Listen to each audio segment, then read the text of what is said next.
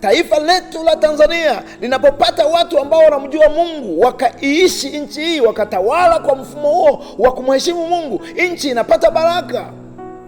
Lakini wanapokuwa wanaishi, wanakuwepo watu ambao hawaelewi kuhusu Mungu, hawampi Mungu hadhi yake, hawampi Mungu nafasi yake ndani ya mioyo yao, nchi itaingia kwenye shida, nchi itaingia kwenye matatizo. Hali kadhalika kwenye familia, nchi inaweza ikaendelea vema, familia inapigwa. Hali kadhalika kwa mtu binafsi, familia inaweza ikawa nzuri na watu wengine wanaendelea vizuri, lakini mtu ukapigwa. Unashangaa, mbona watu ndugu zangu wanafanikiwa, mbona wakifanya biashara wanaenda, mambo yanakwenda, lakini mimi kila ninachogusa kinakataa. Zingatia moyoni katika yale ambayo unayahitaji. Zingatia moyoni katika yale ambayo yanaenda kombo. Zingatia moyoni katika yale ambayo unaona hayako sawa.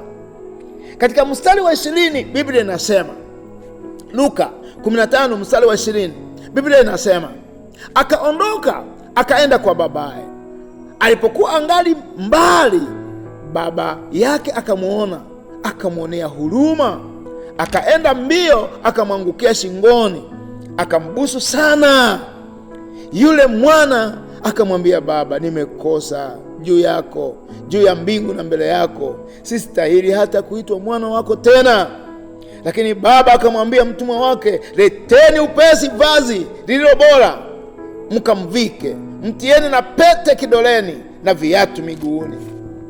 Maana yake nini? Huyu kijana alikuwa amepoteza kibali, alikuwa amepoteza haki zake, alikuwa amepoteza mamlaka.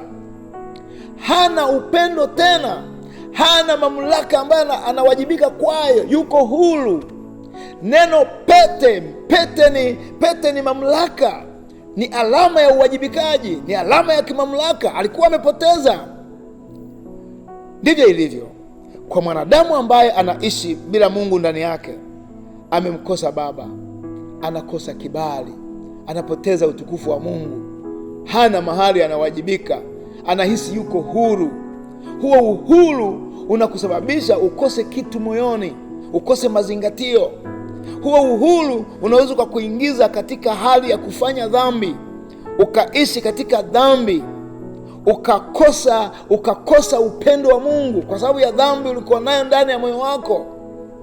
Ninakushauri popote ulipo, pale unaponiona na kile unachokisikia, kiguse maisha yako. Hauna maisha kama huna Mungu ndani yako. Hata kama una chochote unachokiona katika maisha, una vitu vingi unavimisi ndani ya maisha yako. Mpende Mungu, mpe Mungu moyo wako. Usijifurahishe katika dhambi, kwa sababu dhambi ni mzigo, dhambi ni taabu, dhambi ni aibu kwa nchi, dhambi ni aibu kwa familia, dhambi ni aibu kwa mtu binafsi. Kama baba mwenye familia, kama mama mwenye familia, kama kijana ambaye una baba yako na mama yako, una watu ambao unawajibika kwao, hujui kwenda kanisani, hujui toba, hujui msamaha wa dhambi mbele za Mungu, mpe Yesu maisha yako na kukaribisha katika jina la Yesu. Mpe Yesu maisha yako. Biblia inasema alipozingatia moyoni huyu kijana, akaona anayoyapitia, akaona mambo ni magumu, akaamua kurudi kwa baba yake. Alienda na sera ya kumwambia, baba, nimekosa mbele ya nchi na mbele zako, nimekosa. Alizingatia, akaona kwamba ameishi bila Mungu ndani yake, na hata kama angekuwa na chochote katika maisha, pengine unaweza ukakuta kuna mtu ambaye aidha kuna vitu vinamwondoa nje ya uwepo wa Mungu. Ni mafanikio ulionayo, au ni marafiki ulionao, au ni ndugu ulionao, familia, au aina ya udini ambao haukufundishi toba na msamaha wa dhambi. Ni wakati wako na kushauri. Biblia inasema alipozingatia moyoni, kumbe Mungu kama baba yake akawa anamsubiri aone atarudi namna gani. Alipomuona akafurahi. Alikuwa anamsubiri aone mwanae kama atamjia baba yake tena kwa wakati mwingine. Mungu hapendi aone mtu anayepotea, anayekaa nje ya mapenzi yake, anayekaa nje ya utukufu wake. Mpenzi mtazamaji, Mungu anakusubiri. Mungu anakusubiri. Hata sasa Mungu anakusubiri. Upendo wake Mungu kwa wenye dhambi ni mkubwa sana. Alipomuona akamkimbilia, akambusu, akamvika pete, akaita wamletee viatu, wamsafishe vizuri, wamvishe viatu, wamvishe pete, wamvishe mavazi mazuri. Mungu ana kusudi la kukupa kibali katika maisha yako. Ana malengo ya kukubariki, ana malengo ya kukusaidia maisha yako, ana malengo ya kukufanya ushinde ulimwengu, ushinde dhambi, ushinde kila namna ya uovu. Katika kitabu cha Yohana sura ya 1 mstari wa 12, Biblia inasema wote waliompokea aliwapa uwezo wa kufanyika watoto wa Mungu. Hao ndio wale walioaminio jina lake. Mwamini Yesu, anakusubiri. Upendo wake ni mkubwa kwako, pendo lake halipimiki. Anatamani watu ambao wako tayari kumuishia yeye. Anatamani watu ambao wako tayari kusamehewa dhambi zao. Hapendi watu ambao wanaishi maisha yenye ugumu, maisha ya hatari, maisha ya hasira, maisha yenye fitina, maisha yasiyo na mapendano. Mungu si mapenzi yake, sio matakwa yake kukuumba wewe. Anatamani uwe na maelewano na wazazi wako, uwe na maelewano na mke wako, uwe na maelewano na mume wako, uwe na maelewano na watoto wako.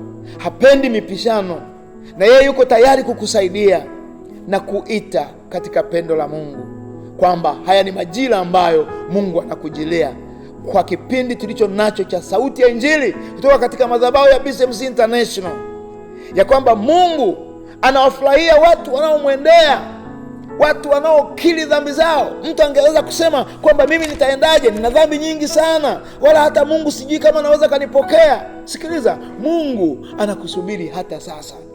Anatamani vile ulivyo umwendee.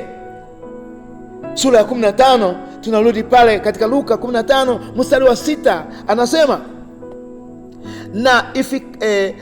na afikapo nyumbani kwake huwaita rafiki zake na majirani zake, akawaambia, furahini pamoja nami, kwa kuwa nimekwisha kumpata kondoo wangu aliyekuwa amepotea. Nawaambia, hivyo hivyo itakuwa ni furaha mbinguni kwa ajili ya mwenye dhambi mmoja anayetubu, kuliko kwa ajili ya wenye dhambi wenye haki 90 ambao hawana haja ya kutubu. Toba yako, kumrudia Mungu wako, ndiko kumemfanya Mungu mpaka leo aiache mchana iwepo, aiache usiku iwepo, akuache uwe salama, akuepushe na ajali nyingi ambazo saa nyingine umekutana nazo au zimekukosa, akufanye uweze kuwa salama katika mapito yako, katika hatua zako za maisha. Kwa pendo la Mungu na kwa nafasi ya Mungu, kwa huruma za Mungu, ninakuita ndugu mtazamaji wangu. Wito wangu uwe ni sauti ya Mungu kwako. Sikia kutoka ndani ya moyo wako, mgeukie Mungu. Kuishi bila Mungu katika maisha yako haitakusaidia kufika mbali.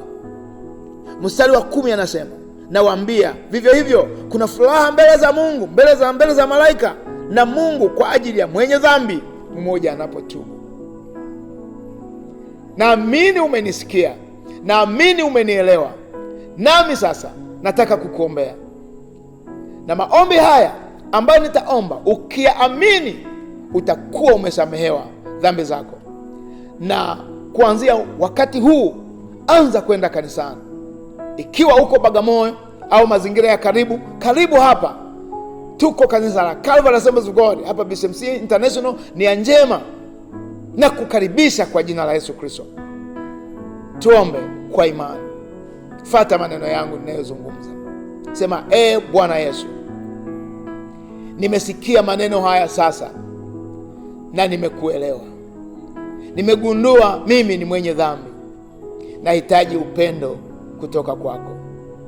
Naomba Bwana uniguse maisha yangu, unisamehe dhambi zangu, na kuanzia leo ninatubu kwa kumaanisha, nipokee niwe mwana wako katika jina la Yesu Kristo. Bwana wa neema, Mungu wa uzima, Baba wa milele, akakubariki maisha yako, akakuinue maisha yako, akakupatanishe na adui zako, na wote waliokuonea watakujia kwa moyo wa upendo, wakishangazwa na vile Mungu anavyoendelea kukusaidia siku kwa siku, kwamba Mungu akufadhili, kwamba Mungu akuinue, kwamba Mungu akutokezee. Hatua zako zikao za ushindi kuanzia sasa, katika jina la Bwana wetu Yesu Kristo. Amen.